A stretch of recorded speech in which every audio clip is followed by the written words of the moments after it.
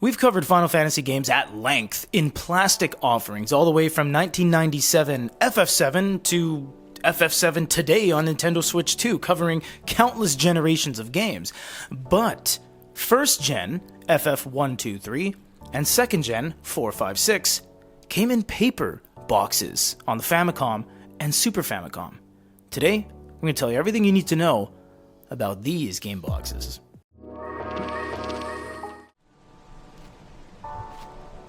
Starting with FF1, 2, and 3. We're only going to use 3 just because we have it here, so that's basically it. When you're looking at your box, when you're in a store, you have to really examine all the sides. Hold it like this. Make sure you don't see any crinkles or anything like that. Make sure it's flush. Make sure it's plumb, basically. Same on all the other sides. The parts that you're going to have the most trouble with are the flaps. They're never going to quite fit in, all things considered. Now, for 30 years, this is actually not bad, this little bit of lift. And on this side, you'll see that we have a little bit of kind of marring on the edge here, but all things considered, this is an amazing box for FF3. FF3 came out a light year ago, so this thing is in incredible condition for 1990 manufacture date. So yeah, 35 years at this point. So what we're going to do is open it. If you can't open it with just your fingers pulling ever so gently, and you always open it by the 90-degree angle bend. Don't open it in the middle right here. It could bow, it could bend and peak right here. You want to open it by here. If this isn't budging, try the other side, find the seam, and try it from here. Either way, you have to make sure you open it very gently. If it's pulling on the sides right here, what you would do is you would take a blade or a pair of scissors or something low profile but rigid and apply equal force along a longer distance in order to pry it up and out. Because a lot of the times, the edges here will catch these little tabs, and after 3 decades, trust me, these little tabs are brittle. So from there, open the 2 tabs, and instead of pulling it out, just kind of shake it out a little bit. And then you can pull it out like that. Put the box off to the side. You might think, oh yeah, I know how to open something. This is pretty pertinent information. I've been playing games since Radio Shack Pong when I was 3 years old in the 80s. So I've been around a lot of games. I've been around NTSC, born and raised in Canada, spent half my life in America, and now I've spent a third of my life in Japan. So I know quite a bit about game boxes, so just, take it for what it is. Now the manual. The manual, this one is laying all things considered flat, and a lot of the times, 95% of the times, you can't look inside the game boxes, especially paper. They will not allow you to do that, and they're all wrapped in plastic and they have security tags on it, so there's really no way to do that. This is all things considered not a bad find. It's a little bit bent here, but you can just kind of fold those back. You can just work with your nails and get these to go back, and you can even reverse fold. If it's already folded like an origami paper, you're already toast. You already have a line. So reverse mount and fold it, and there you go. Now it's going to lay a lot flatter. Also, put it like that. Go to your parents' house and grab a phone book, a bunch of weights, if Yellow Pages still exist, and flatten that out. But all things considered, there's no rust or oxidization on any of the staples, and this one lays pretty much flat. Don't fan it open unless you've put collector status off the charts. If you want to peek inside, just ever so lightly let gravity take its form. Don't really crank it open, because then you're going to stress the bind. And again, 30 years, this bind is very delicate. The game itself should have a game tray.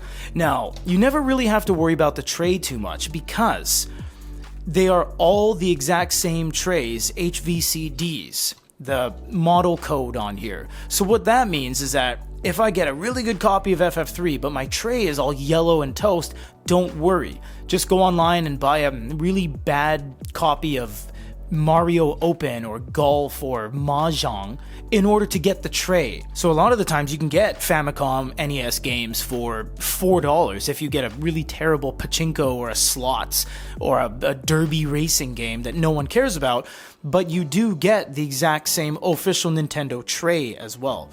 So the game itself, this one is miraculous condition.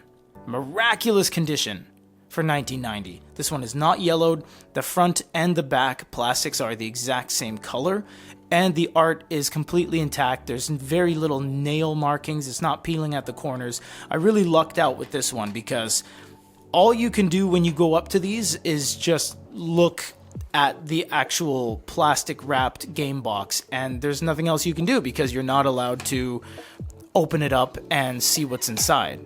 So that's Famicom games. Now on to Super Famicom. This is going to be Super Nintendo, for example. So you'll see that this comes in a more rectangular, elongated box. And again, check your art. This one was the best of a bad situation when I went to the store. It has a little dent right here, but it's not the end of the world because it's just an ever so slight pinch, and the actual rigidity of the box cardstock itself is still very much retained. It's very strong. It's not wavy. It doesn't look like it has any moisture. You can always tell the moisture by the parts right here, because this is the exposed part. Pretty much the whole game is coated to some degree in some sort of shiny coating. I'm not sure what it is, but ever so obviously it is coated because it's shiny, it's printed. But the parts that aren't coated would be the exposed part. So think of it as like the edge of IKEA furniture, the part that doesn't have vinyl on it.